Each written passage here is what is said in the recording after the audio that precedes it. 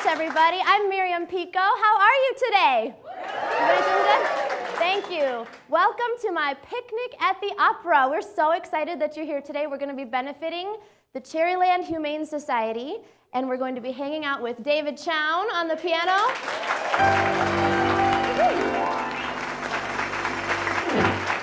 We're also going to have a poet, Michael Delp. Give it up for him, please.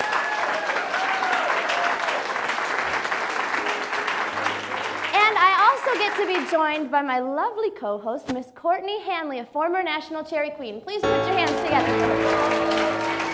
Hello, friends. Hi. How are you? I'm great. How are you? Good, good. We've got an awesome show for you guys today. I'm going to have a wonderful local artist and jeweler, Kim Bazemore, who's going to share with us a little about her gallery, her work, and her story, and what she has coming up. Sweet. Awesome. What do you have working for us today? We have a little song. We're going to be doing a lot of originals today, so I thought we'd start the show off with one that everybody knows and loves, a little Elvis tune. But also, I want to mention about Kim Bazemore. We are rocking her jewelry today, everybody. All right, awesome. Well, have fun. Take it away. I'll see you later in the show. All right. Thank you, Courtney. All right. David Chown, and I love doing this song. I hope you like it as well. Thank you.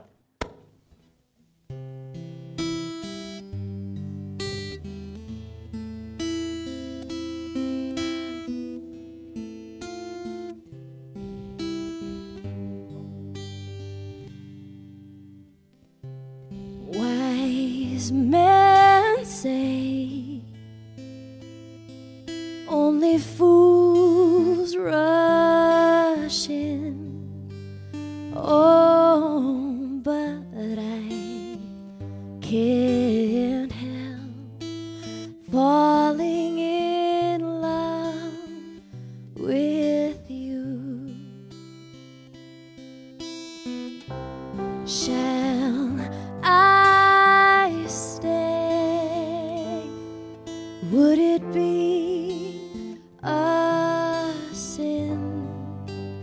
Oh, if I can't help falling in love with you. Like a river flows surely to the sea, darling, so it goes. Some things are meant to be. So take my hand and take my whole life too. Oh, for I can't help falling in love with you.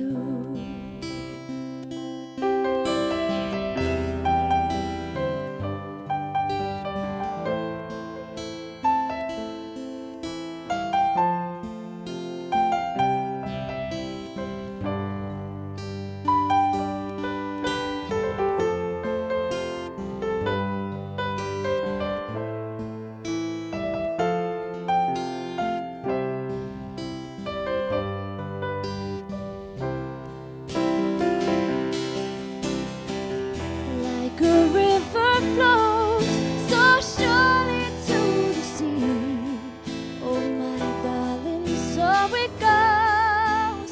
Some things are just meant to be. So won't you please just take my hand and take my whole life too. Oh, 'cause I can't help falling in love with you.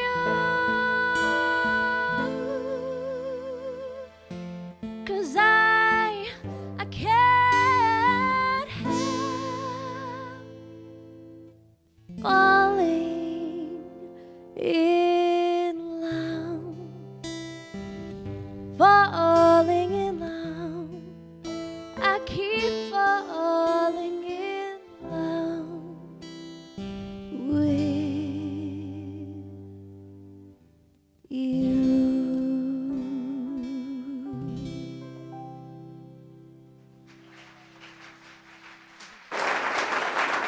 Thank you very much.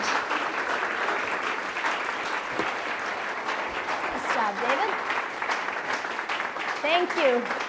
All right, at this time, I would like to introduce two very, very talented young women who are lighting up the Northern Michigan music scene.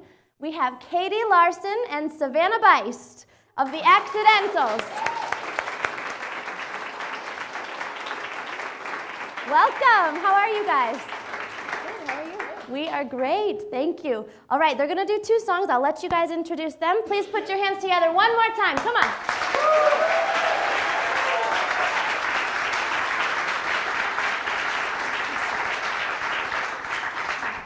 We are so excited to be here today and for a great cause too. So thanks, Miriam.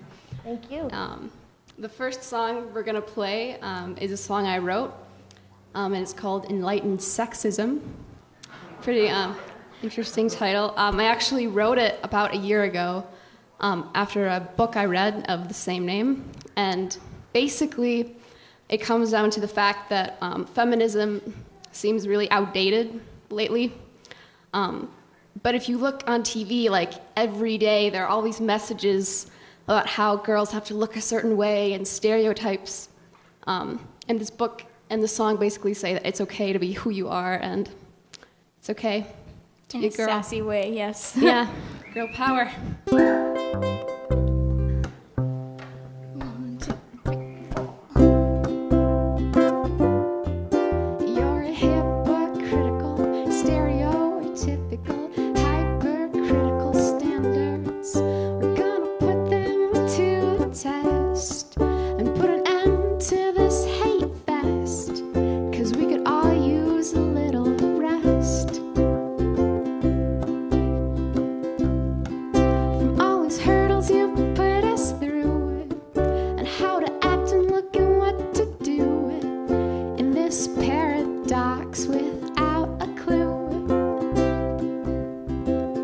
Xena was a warrior princess. That girl really had some sass.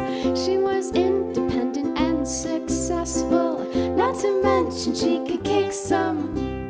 She could be a feminist hero. Too bad she had to be a size 0 in order to have some class.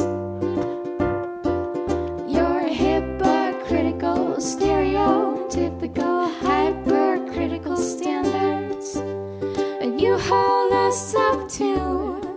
What are we supposed to do in this paradox without a clue? Well, hold a mirror up to yourself and all those products on your shelf and bid them adieu. But hasn't feminism come a long way? So that makes everything we're doing okay, as long as we're being ironic. It's not degrading, it's called being sardonic. So next time you turn on your television and see what looks like progress being undone, just let Maxim and reality TV have their fun. You're hypocritical, stereotypical, hypercritical standards. I'm gonna put them to the test and put an end to this hate fest, 'cause we could all use a little rest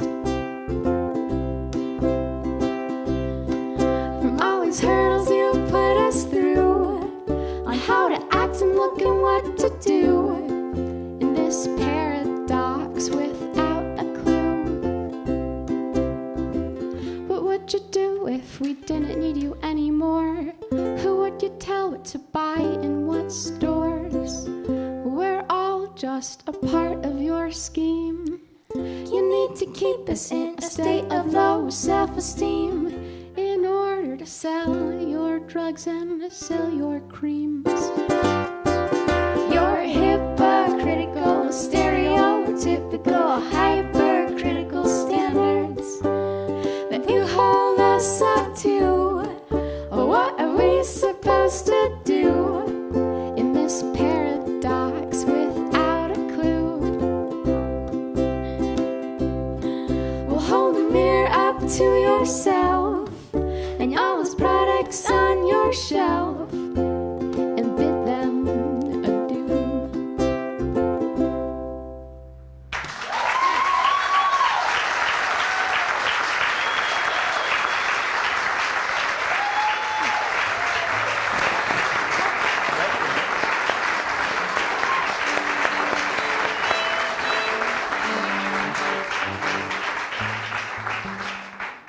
Thank you guys.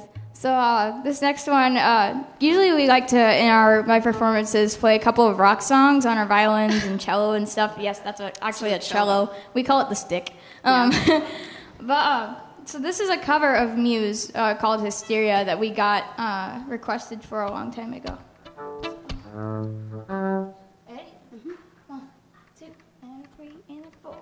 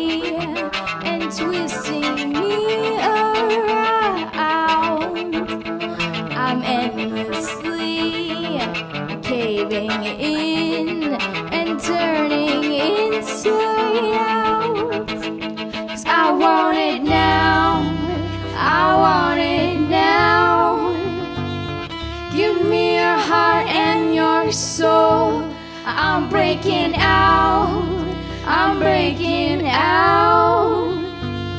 Last chance to lose control.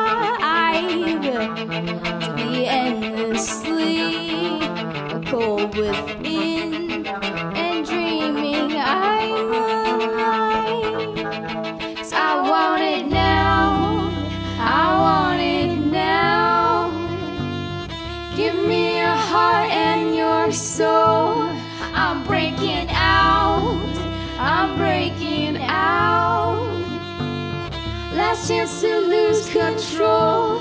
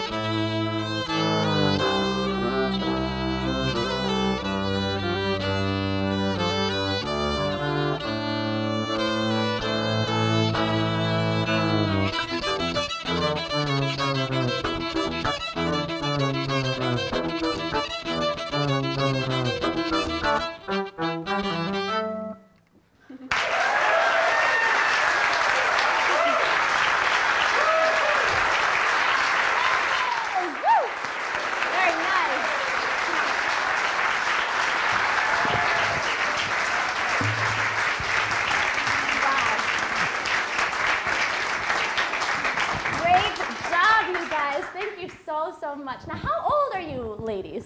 I am 16. I am 17. Yeah, right? Right?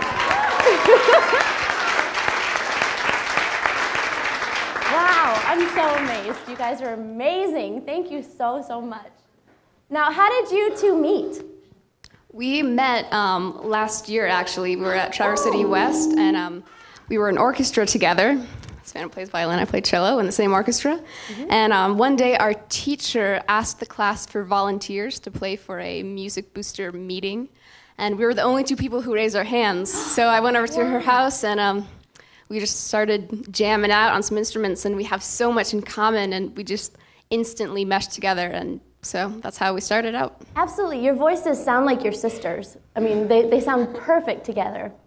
And I know you both came from musical families. I know your dad plays the keyboard or the piano at my church, at Grace Church, and then your parents both. I've sang with both of them. They're both amazing musicians too. How did music become a part of your lives? For me, as you said, my parents were musicians, so I was always surrounded by music, and my parents would take me out to Interlochen Arts Academy, and we'd see concerts all the time and orchestras play. And then when I was in like about 5th grade, I picked up cello, and that was the first time I really started playing music and making music, and that I instantly just became like obsessed with it, and that became like part of who I was, and so that's when it started for me. Savannah, what about you? When I was 11 years old, my parents were in a band, and I really wanted to be part of that band. So I had to figure out what instrument I wanted to play to be in that band. Oh. So I just started playing around with all the string instruments because, you know, I love strings, and they always have like this really nice, warm, rich sound that is kind of close to my heart. So I picked up violin, and I just knew that was the instrument I wanted to do. And a year later, I joined my parents' band, and they were basically like, okay, you're going to go out there, and you're going to play a note that sounds like the right chord. So I picked up improv violin pretty quickly, and then I met Katie last year, and I realized, oh my gosh, she plays like 7 instruments. I don't have to just play one, so I just started learning a bunch of instruments, and now I have like 7 under my belt, and Katie's got around the same. So do you either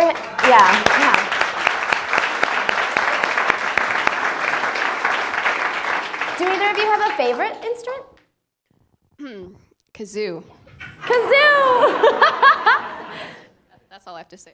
I recently picked up musical saw. That's a lot of fun. Tell them about. You were telling me a little bit about that. It takes a lot of physical strength, which I have very few of. But it's not, you know. But I use a goalie glove to hold the top of it, and I point the teeth towards me, which I know that sounds really dangerous, but it's actually, you know, it's okay. And you bend the instrument bend the saw to the side, and then you take a cello bow and you play it. And it sounds like ghosts are invading your house. It's amazing. I love it. What is it called again? Musical saw. How did you discover that? My teacher told me to get me one. I'm in the Interlochen singer-songwriter program. And you both are, right? You both are at Interlochen? Yeah. I remember Savannah brought her saw to school one day in the cafeteria. Right next to a table of staff people, and they're like, "What are you doing with the saw in the cafeteria? Please get rid of that." I would love to see that. Is it going to be in one of your new songs? Maybe on a next CD or something? We should do that, yeah. You better. Speaking of your new CD, you have an old CD. It's not so old because you've only known each other a year. It's amazing. You guys need to pick it up. And how do you write songs what's your process? How do you write a song? Well, for me, it usually starts with an idea, especially now that I'm at school thinking about songwriting all the time. Everything I see and hear, I'm just like, how can I make that into a song? And like Savannah, we both write about books a lot, like Enlightened Sexism, that was off of a book I read, and we like to listen to a lot of people who inspire us, and different instruments inspire me too. Like, I picked up a glockenspiel, and I'm like, oh, I should write a song on this instrument, and so that's what it's like for me. Nice. It's about the same one for me. I mean, I'm a big arranger person, so I like to arrange things around like a certain idea. And when I get really down, I know I have to write a song because it always makes me feel a little bit better. I know about that. Yeah.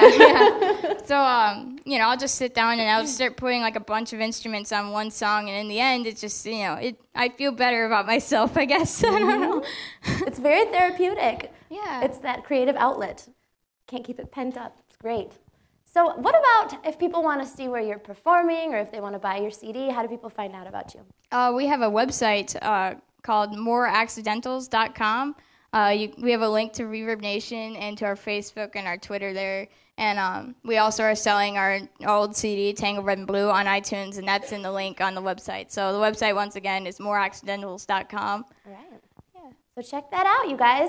And I'm so excited. We have the cutest song to sing for you today. It's a song that Katie wrote. Will you tell a little bit about it, please? Yeah, this is a more recent song. Savannah and I went to a songwriting retreat hosted by John Lamb a few months ago, and it was a couple days. We went there, and everyone received like a song assignment, which was like a paragraph with like a whole like situation to write about. And mine was about this girl who meets her boyfriend in a grocery store after she knocks over a stand of miso soup, and they just fall in love. So I basically picked up a ukulele, and I was like, yeah, this is gonna be pretty cool. So It is so cool. You guys are in for a real treat. So please put your hands together, and we're gonna do a song called Miso Soup.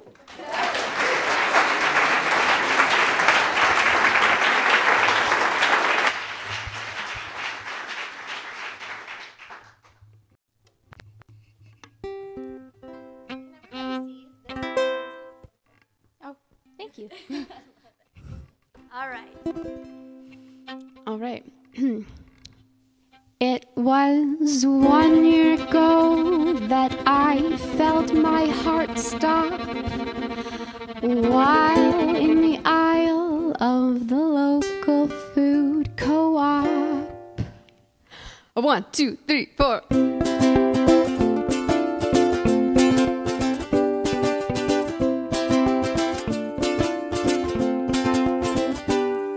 Amid the packs of miso soup, you were standing transcendental. Right there and then, I knew our love would be coincidental. And with the yelp, those packs did fall. You came to help, you bought it all. And I said, oh, what a happy accident. I didn't know I was looking for. Oh, what a happy accident. I didn't know it was in store. I said that I like Kiko Man, and you replied, me too. You said that you love miso soup. Now, baby, I like you. We bonded over miso soup so romantically. Now the rest is history. You make me so happy, oh, what a happy accident. I didn't know what I was looking for. Oh, what a happy accident. I didn't know it was in store. Now we tell all our friends our tale of serendipity, of staring in each other's eyes, alone in aisle 3. How fateful it was, we were in the same store. But I won't tell you that I saw you there before. And with the yelp, those packs did fall. You came to help, you bought it all. And I said, oh, what a happy accident. I didn't know what I was looking for.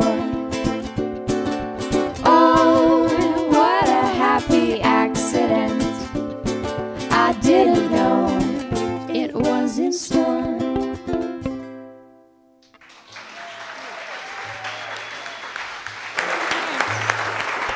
Thank you so much. One more time, please thank the Accidentals for coming by today.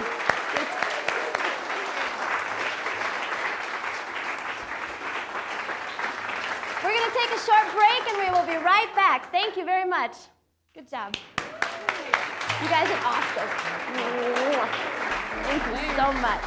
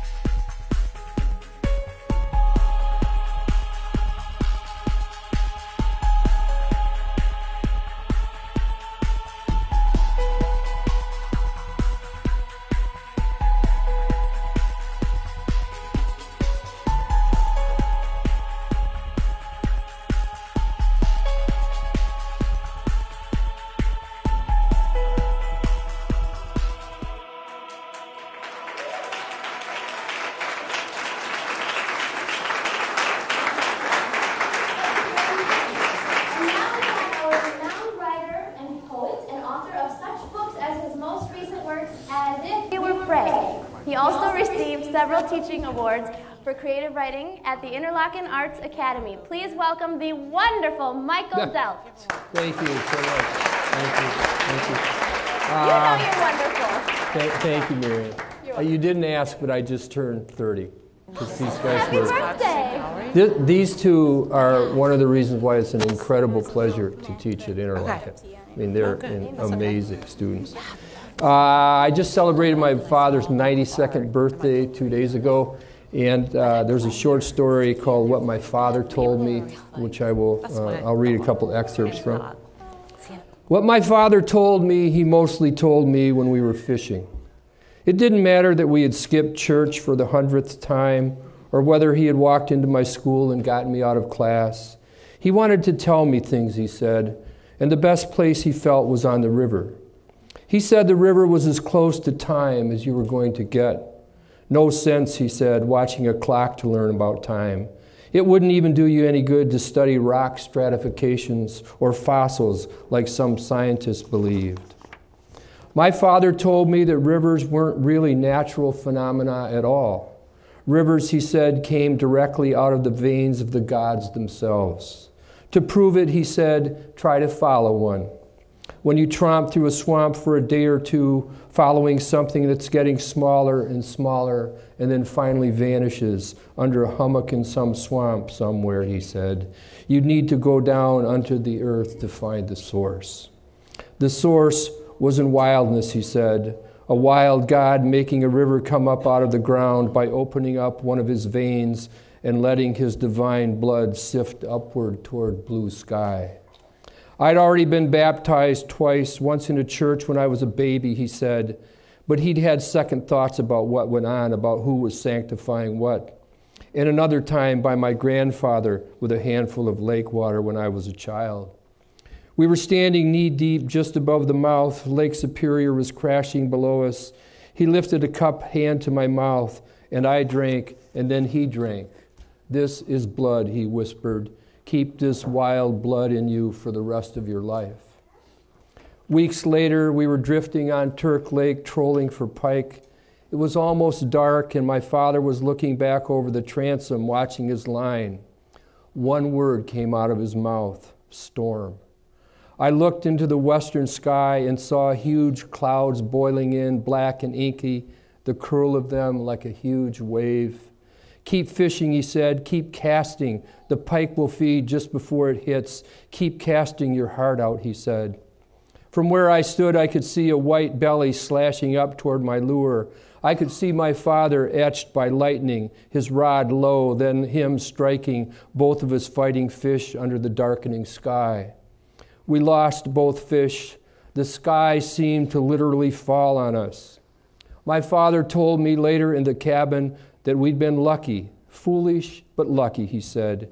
He told me that luck was when skill met necessity and that his lightning theory was worth proving. Besides, he said, we'd fished in the wildness of a storm, and what better way to end a day than to be wringing the wildness out of your wet clothes, sucking the wild rain out of your cuff, thirsty for more. Thank you. Where's Miriam? Thank you so much. Thank you very much, Michael. All right, at this time, I would like to introduce our nonprofit for the day. We've got the Cherryland Humane Society, and I would like to welcome their executive director, Mike Cherry, and the shelter supervisor. Oh, yes? No? Susan Gates? How are you? Thank you so much for coming. Let me just say, first of all, on behalf of everyone associated with the Cherryland Humane Society, how delighted we are to be part of this. It's an absolutely outstanding show, a great series that's benefited so many nonprofits, which helps to enhance, our community and our area. And we certainly appreciate being the beneficiaries of today's event. We did have a little change in plan. We have Cindy Watson with us today. Cindy is one of our outstanding volunteers, and and our special guest today is a wonderful cat by the name of Nashville. Perfect for today. Nashville is just an outstanding cat, about 2 years old. Just got a great, I don't know if you can say a cat has a personality, but Nashville has a great personality. He's everything you could ever want in a pet, really. And he came to us as a stray, as a matter of fact, and just adapted so well. He's about 2 years old, and we appreciate him being here today. And let me just say about the Cherryland Humane Society, it's not these two people here that we work for. It's these animals that we work for. And I think we all agree that they are so dependent upon each of us, for their well-being, and what a joy it is. Last July we celebrated our 56th anniversary of service to pets, people, and communities. And it's been just a wonderful labor of love for so many committed, compassionate people, on their behalf. The Cherryland Humane Society obviously is a 501c3 nonprofit organization. We are not political in nature. We're not activist in nature. We just deal with dogs and cats and puppies and kittens. And somebody said, boy, you must get a lot of gratification going to work every day. And the answer is absolutely, absolutely fantastic. I don't know that there's anything I could have done with my life that I would enjoy more than working on behalf of these animals. And then people like Cindy, I get paid for what I do. Cindy's a volunteer. And she's part of our dog walking.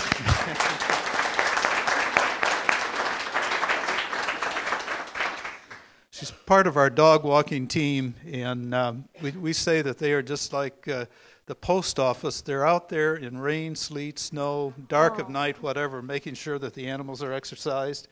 And I didn't know you were so multi-talented, handling cats and whatever else. So another thing about our Humane Society is that we are an independent humane society, not associated with any other humane organization or any other organization, so that the money that is raised for our work remains here locally in this community.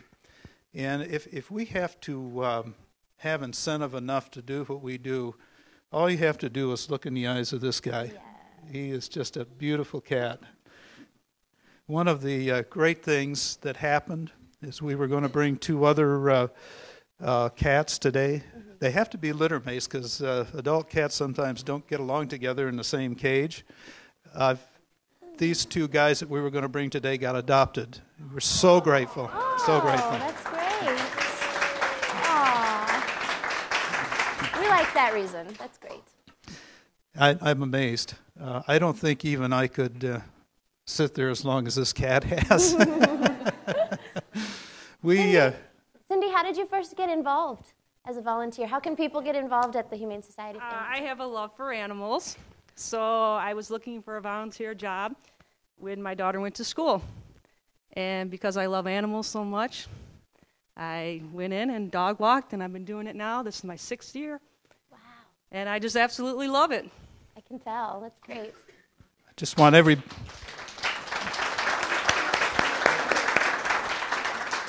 I guess you have a better rapport with Cindy than I do, because Cindy said she didn't want to say anything. Oh! So I'm really... Put you on the spot, Cindy. Sorry. Yeah. And, we invite everyone to come, if you have a chance, to the Humane Society. We're at 1750 Alberg Road, right at the very south end of Lafreniere, just past Hammond, before the County Road Commission. Turn right. We're open 11 to 5, Monday through Friday, 11 to 3 on Saturdays. We certainly welcome everyone the opportunity to come and visit the animals. Thinking about adopting, we have interactive areas. Bring another pet, other members of the household, and it's really great for them and certainly great for us. We have an opportunity to interact together. Wonderful. Thank you so much. Can I say hi to little Nashville? I don't want to hold you. I just want to say hello. Oh, I hope someone adopts you soon. Look at the camera. Adopt me. Adopt me, take me home and love me. Oh, thank you so much for coming, you guys. Can we put our hands together one more time? Thanks a lot. Thank you. Thank you.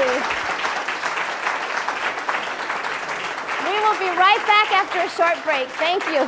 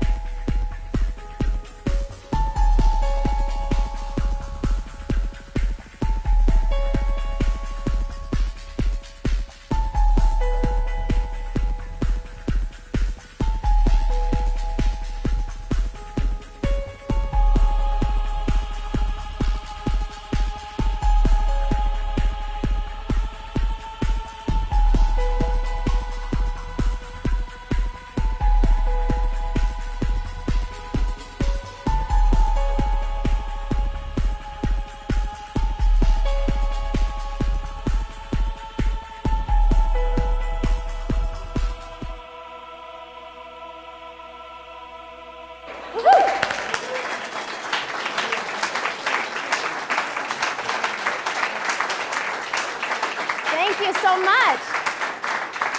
All right, at this time, I would like to introduce Courtney Hanley with her Artist of the Day. Come on out, Court. All right. Hello. Hello again. Here she comes.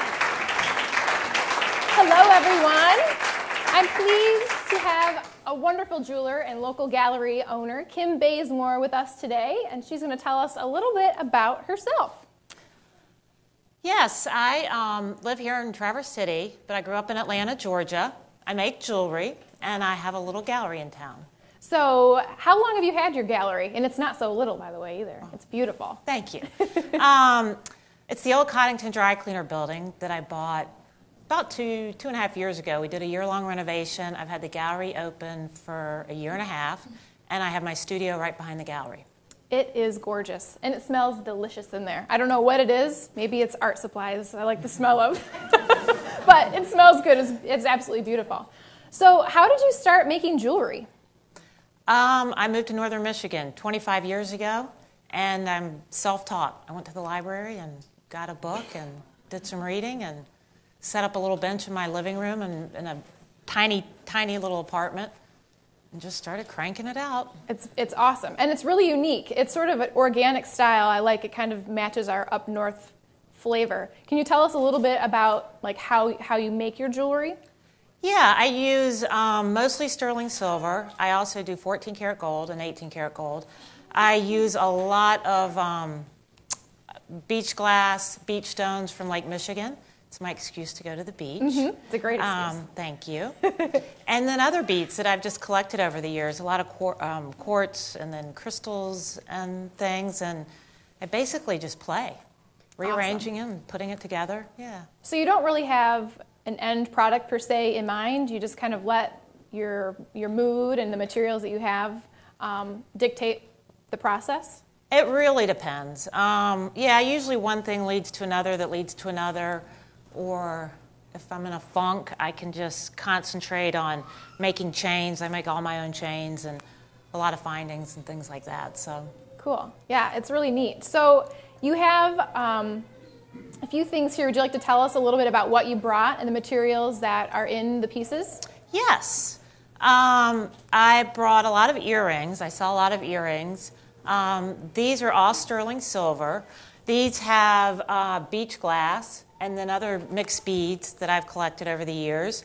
Again, this is all sterling, hammered, rings that I've made, hearts for Valentine's Day coming up with freshwater pearls. I also do a lot with bracelets. So this has beach stones, quartz crystal, turquoise in it. It's just fun with all the sterling links that I make.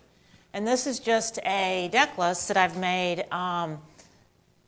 It's kind of, these are all earrings that I've made in the past, patterns from earrings that I've made. So when I moved into my new studio, I got all those patterns out and looked at them and thought, you know, I don't want to make those again. So I made this to sort of honor my past and move forward in my new studio. Excellent. Do you do your own lapidary work then? Your own cutting and polishing and drilling your little holes and all that stuff? I drill the holes, and the beach glass and stones, that's how I find them, except for some of the beach stones I tumble. All right. Awesome. Very cool. So tell us a little bit about your involvement with arts education. I know that there is a special place in town that has classes and workshops that help further people's interest in arts, including jewelry making, and you're involved in that. Can you tell me a little bit more about that? Yeah, that's Blackbird Arts, which is over on Barlow. My friend Melissa Johnson started that a couple years ago to help supplement the arts for kids. And it's really grown. She also offers adult classes. And I have taught one metalsmithing class there, and I'm going to teach another one in February. Okay. So. Mm-hmm. All right. So how can people, do you know how to get a hold, or if people are interested, how they might reach the studio? Yeah, she has a great website with all of her classes, very easy to navigate through. So Blackbird Arts, so yeah, check it out online.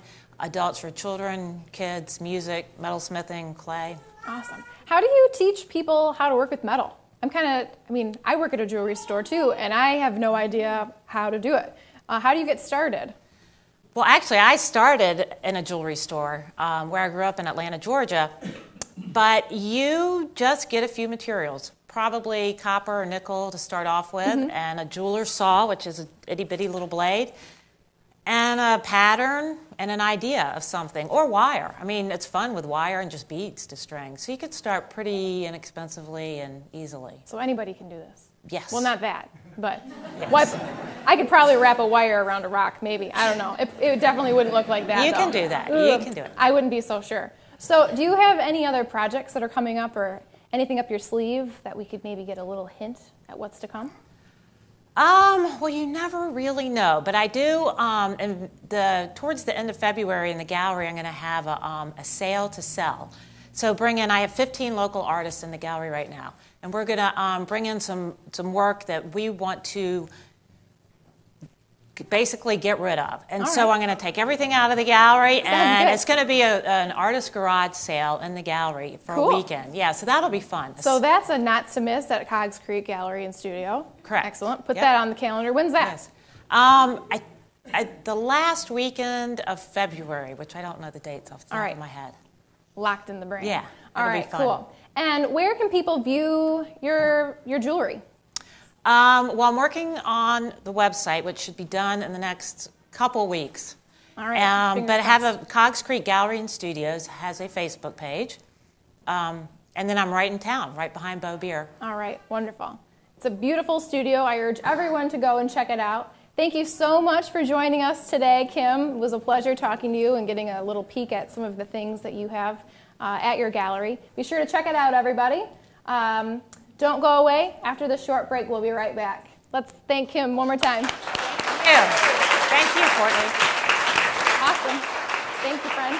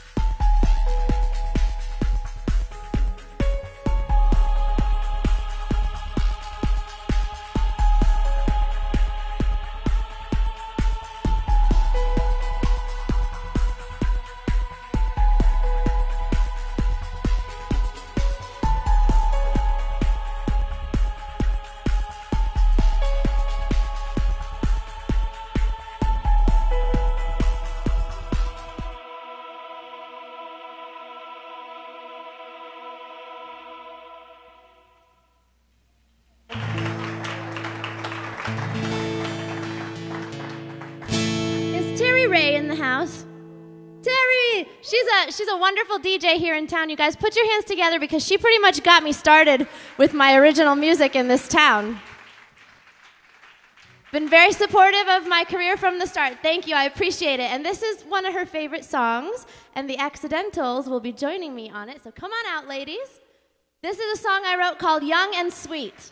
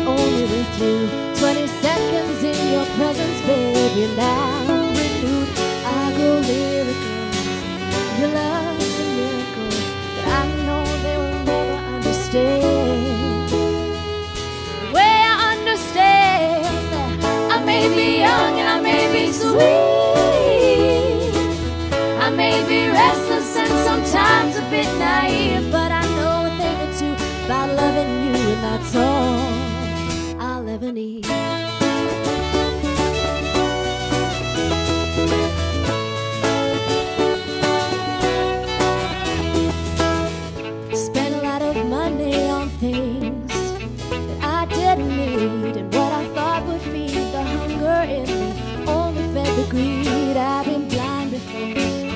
I'm not blind anymore. The day that I found you is the day you set me free. Oh, I may be young and I may be sweet. I may be restless and sometimes a bit naive, but I know a thing or two about loving you, and that's all I'll ever need.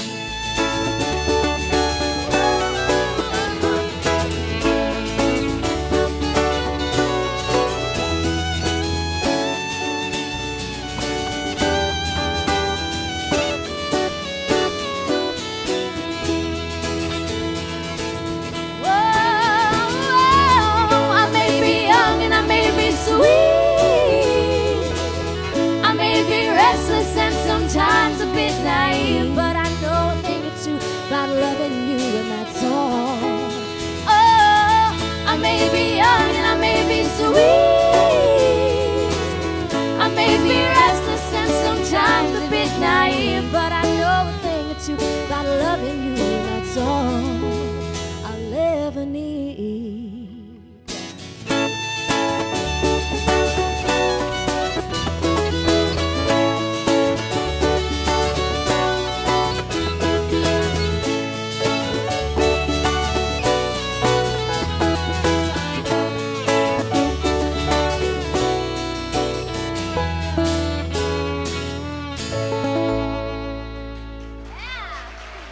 Thank you so much. Woo. Thank you very much, ladies. We have time for one more song. Would you like them to do another one? All right. You want to introduce the song, Miss Katie? This is one of our favorite songs to play. Savannah and I both had it sung to us when we were children, and it's called A Bushel and a Peck. You will recognize this song from your childhood. 1,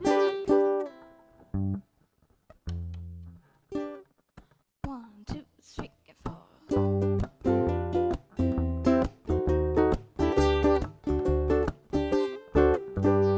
I love you, a bushel and a peck, and a hug around the neck, and a barrel and a heap, got me talking in my sleep about you, about you, about you.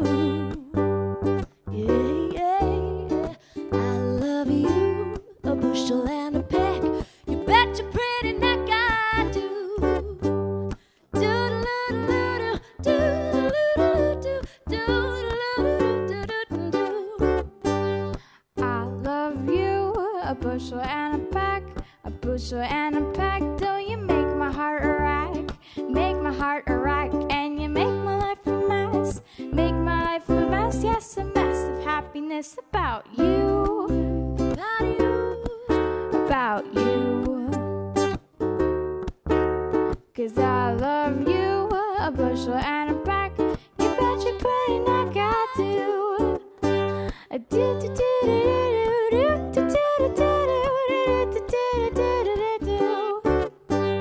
I love you, a bushel and a peck, a bushel and a peck. Though it beats me all the heck, how I'll ever tend the farm when I wanna keep my arm about you, about you. 'Cause I love you, a bushel and a peck. You bet your pretty neck I do. I do do do do do do do do do do do. I do do do do do.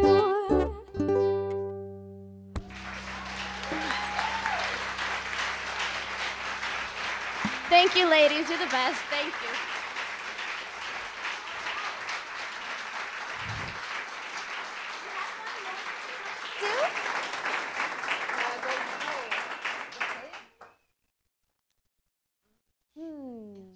Yeah? Is there anything that you want? No, whatever you guys want to play. We have time for one more, and I'm just having so much fun hearing them. So I'm going to sit down. You guys take it away. Thanks. Okay. So this next one is also a cello and violin rock song. We have a lot of fun with these, so. Ready? Yeah. This one's called Reptilia by The Strokes. 1, 2, 3, 4.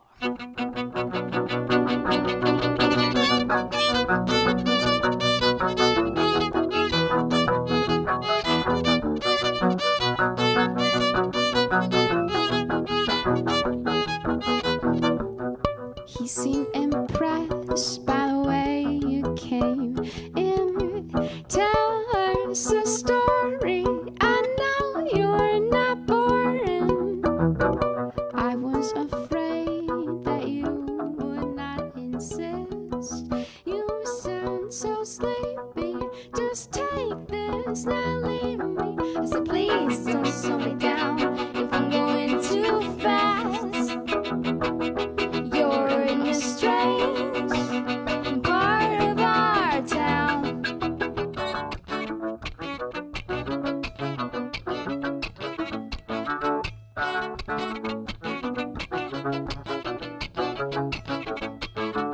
Yeah, the night's not over. You're not trying hard enough.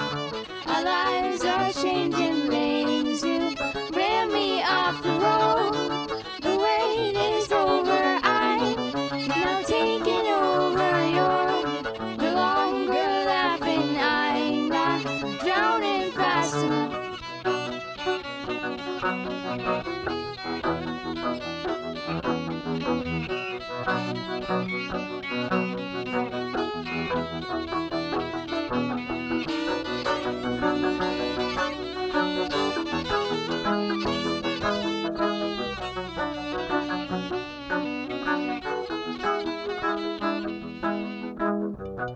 Now every time that I look at myself, I thought I told you this world is not for you. Room is on fire as she's fixing her hair. You sound so angry, just calm down, you found me. I said please don't slow me down if I'm going too fast. You're in a strange part of our town.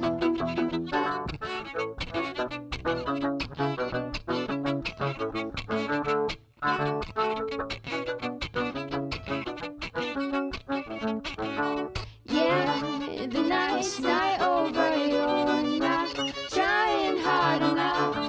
Our lives are changing lanes. You ran me off the road.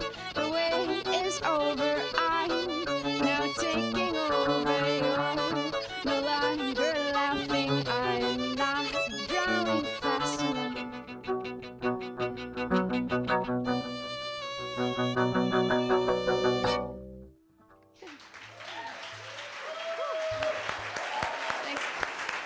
The accidentals. Very nice. Thank you. Stay right there. Well, that was our show, everybody. Did you have a great time? Was it just me? Okay. Thank you so much for coming.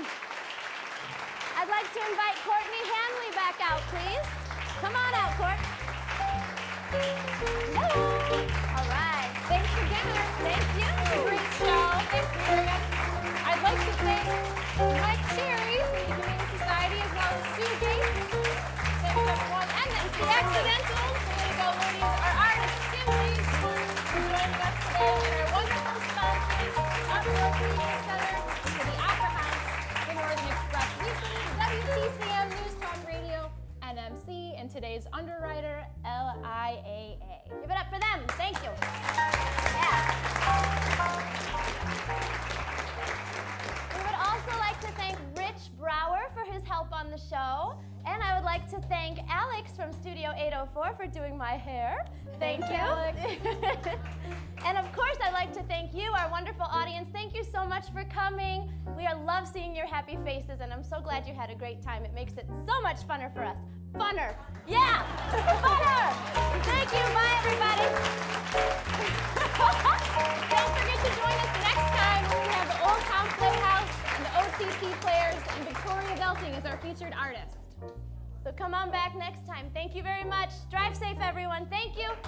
Nice job.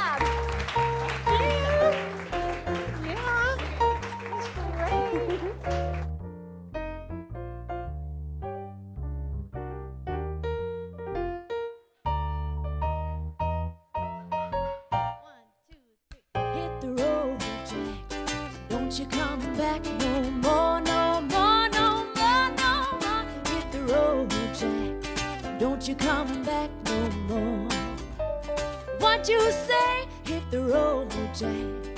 Don't you come back no more, no more, no more, no more. Hit the road, Jack. Don't you come back no more. Oh baby, you treat me so mean. The meanest man that I have ever seen. Well, I guess if I say so, you're gonna have to pack your things and go. That's right, hit the road, Jack. Don't you come back no more, no more, no more, no more. Hit the road, Jack.